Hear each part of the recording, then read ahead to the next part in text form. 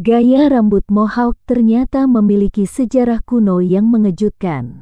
Sementara kebanyakan orang berpikir gaya rambut Mohawk diciptakan oleh pang anti kemapanan pada tahun 1970, kisah nyata Mohawk atau Mohican jika dalam bahasa Inggris sebenarnya jauh lebih rumit.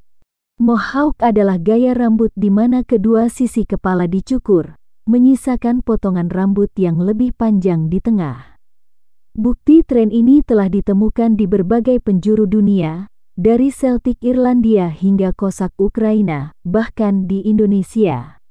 Terbukti ketika penemuan tubuh rawa zaman besi yang secara tidak sengaja ditemukan di Irlandia pada tahun 2003 silam, salah satu fitur yang paling mencolok adalah rambutnya.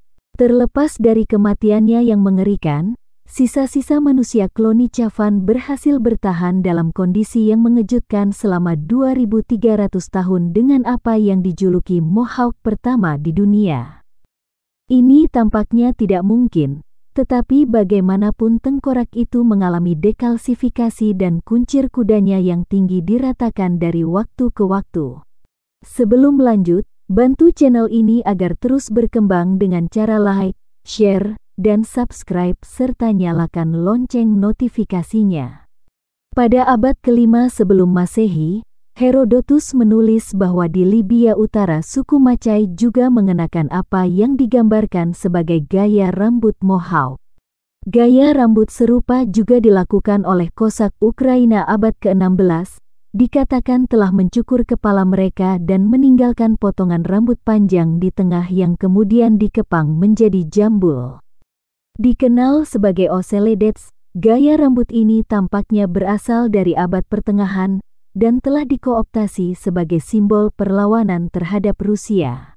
Nama Mohawk berasal dari sisi lain Atlantik dengan penduduk asli Amerika, di mana rambut secara historis sangat penting.